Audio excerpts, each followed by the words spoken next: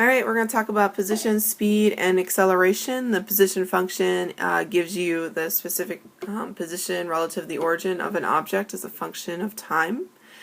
Velocity, which is sometimes you'll see what is the instantaneous rate of change. That's your velocity. Tells how fast something is going at that instant and in what direction. Positive means it's going to the right or up. Negative means it's moving to the left or down. Speed tells how fast an object is going. It doesn't really care about direction and is always positive, so think about your speedometer. And finally, acceleration talks about how quickly an object picks up or loses speed and how fast the velocity is changing.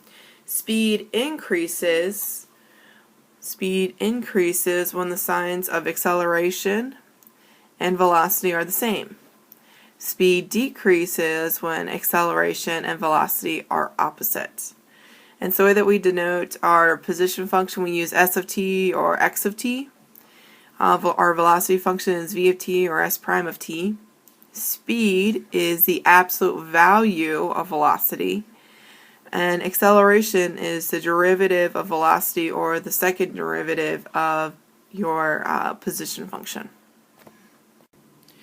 A particle moves along the x-axis so that at time t in seconds its position is given by x of t is equal to t to the third minus 6t squared plus 9t plus 11 feet. Part A, what is the velocity of the particle at t equals 0 and the acceleration at t equals 0? So first we need to find our derivative. So again, the derivative of your position function is velocity. So my v of t is equal to 3t squared minus 12t plus 9. And so if I plug in 0 in for t, that would give me 9. And so we're talking about our units is feet per second.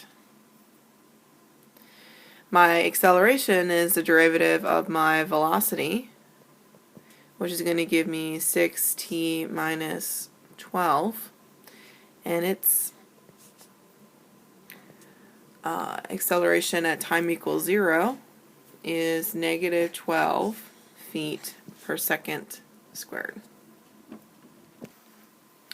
Alright, during what time intervals is a particle moving to the left or to the right? And again, our velocity is v of t is equal to 3t squared minus 12t plus 9. And so if we're changing directions, we need to figure out, we always have to come to a stop. When we change directions, our velocity always comes to 0. And so we know when we have a change of direction is when our velocity typically comes to 0. So I'm going to set my velocity equal to 0, and to factor this, I'm going to take out my greatest GCF, which is 3. So it leaves me with t squared minus, this will be 4t. This leaves me with positive 3. And so when I factor, I have t minus 3 and t minus 1. Well, that means my t is equal to 3 seconds or 1 second. That's when I have a change in direction. And our best bet to find the change of direction is to use a sign chart. And the way the sign chart works is I'm going to use a number line. I'm going to plot 1 and then plot 3. And over on this area, I'm going to use my factors. So I'm going to use the factor of t minus 3. I'm going to use the factor of t minus 1 and then my 3. And so here's my list of factors. There's 3, t minus 3, and finally t minus 1. And so 3, no matter what number I use, he's always a positive number, so I'm always going to put a plus there. He's positive. He's always positive. For t minus 3, I'm going to pick a number that is to the left of 1. So what numbers, think of numbers to the left of 1. And so I'm going to pick an easy number, say 0. So, well, 0 minus 3 gives me a negative number. Then I'm going to pick a number between 1 and 3. Well, I think an easy number to pick is 2. And I'm going to again plug it into t So 2 minus 3 gives me negative 1. Well, that's still a negative number. Then I'm going to plug a number in past 3, let's say 4. So a number over here. So I'm going to pick the number 4. 4 minus, so again, 4 minus 3 is positive. So I'm going to use, so I have a negative, and finally a positive. I'm going to do the same thing for t minus 1. I'm going to plug in a number to the left of 1. Plug in 0. Again, that's going to give me a negative number. I'm going to plug in a number between 1 and 3, say 2. And then so 2 minus 1 is, well, that's a positive number. And then finally a number bigger than 3, which is 4. And so again, 4 minus 1 gives me a positive number. Well, a negative times a negative is times a positive is a positive. A positive times a negative times a positive gives me a negative. Positive times a positive times a positive is a positive. Well, again, velocity, if it's positive, it means it's moving to the right. So these are the values where it's moving to the right. If velocity is negative, it means it's moving to the left. So time intervals, so we're moving to the left where it's negative. So where v of t is less than 0, my time is between, looks like 1 and 3. So between 1 and 3. My velocity is, whoops, my particle is moving to the right, where my velocity is greater than 0. It's positive. Well, these are values where t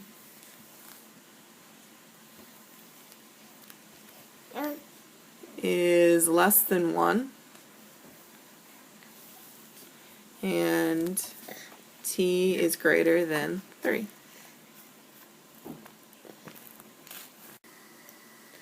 Alright, during what time intervals is acceleration positive or negative? So I'm going to use the same idea as in part B, and I'm going to set my acceleration equal to 0.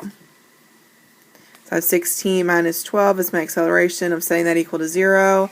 I'm going to move 6t to the other side, so it remains positive. I have negative 12, or excuse me, that'll be negative 6t, so divide both sides by negative 6. And so t is equal to 2. And so this is where my acceleration is changing from positive to negative. So I'm going to use, again, that sign chart, except for on my number line I'm only using the number 2. In this case, I can just go ahead and use just 6t minus 12, because that is my one and only factor. That's what I said equal to 0. So I'm going to pick a number less than 2, so something over here. So I think 0 is an easy number to work with. So if I plug in 0 in for t, I'm going to get 0 minus 12, which is a negative number. If I plug in a number greater than 2, I'm going to get, let's say, 3. So 6 times 3 is 18. 18 minus 12 is a positive number. So this is where my acceleration is negative, less than 2.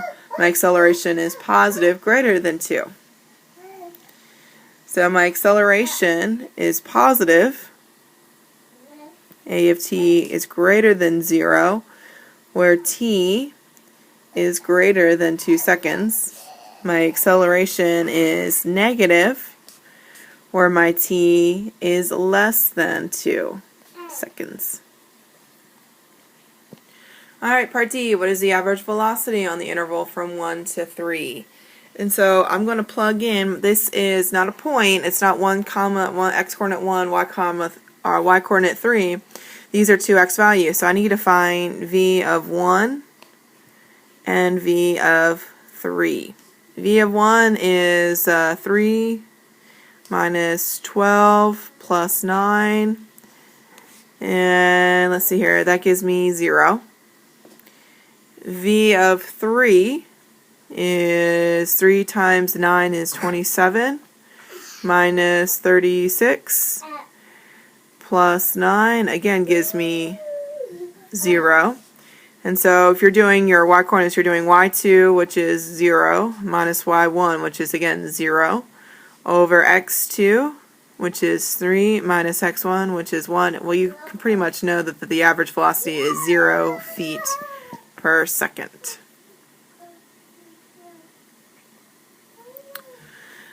Alright, let's hop down to part E with what's the average acceleration between 3 and 6.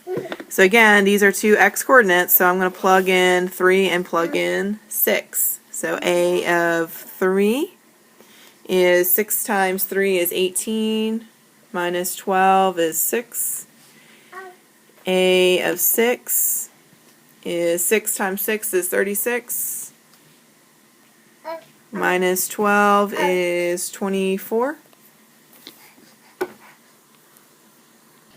Again, my y, in this case my y2 is 24, minus my y1, which is 6, over x2, which is 6, minus my x1, which is 3. So 24 minus 6 is 18, 6 over 6 minus 3 is 3, 18 divided by 3 is 6. So my average acceleration is 6 feet per second squared.